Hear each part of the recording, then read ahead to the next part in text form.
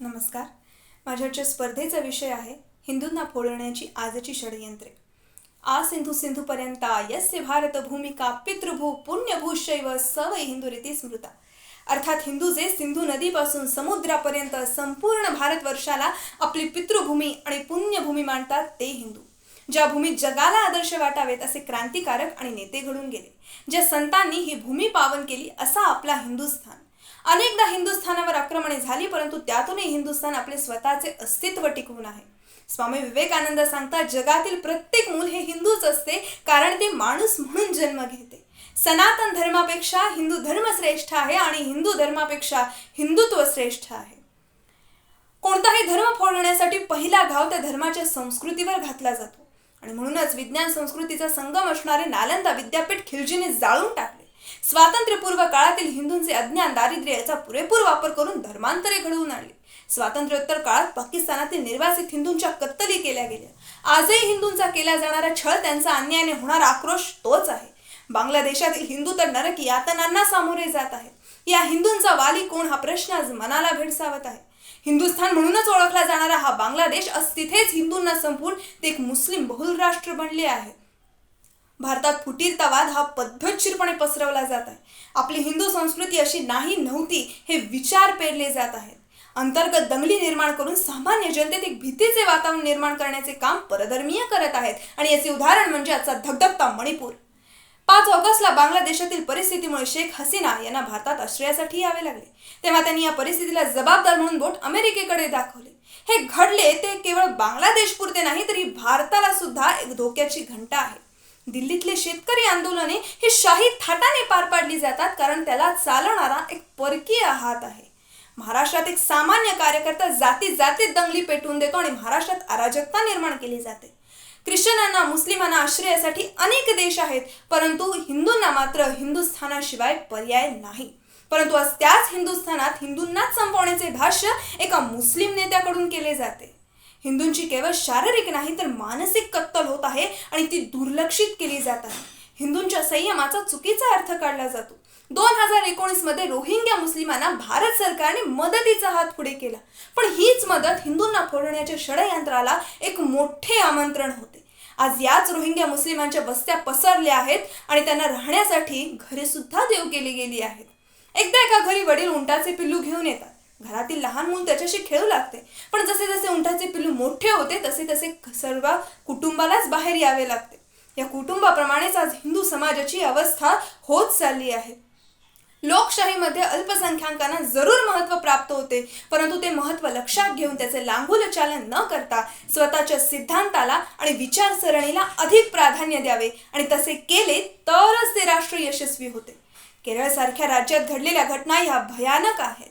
हिंदूंच्या जमिनीवर आक्रमणे करून माहीमसारख्या मशिदीचे अनाधिकृत बांधकाम केले जाते, परंतु ही जमीन हिंदूचीच आहे हे सांगण्यासाठी हिंदूंनाच कोर्टाची दारे ठोठवावी लागतात.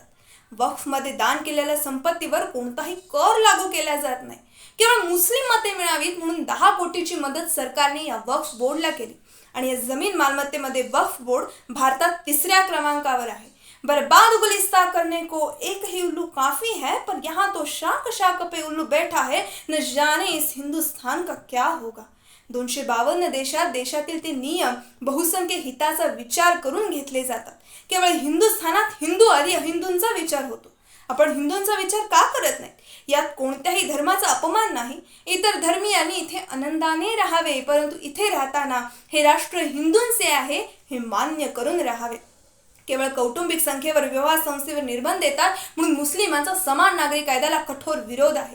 कौटुंबिक संख्येवर निर्बंध नसल्याने लाडकी बहीणसारख्या अशा अनेक योजना त्याचा फायदा मुस्लिम धर्मीयांना अधिक होतो. हिंदी चित्रपट सृष्टीतील कथानक, गाणी ही हिंदू विरोधी द्वेष पसरवत आहेत.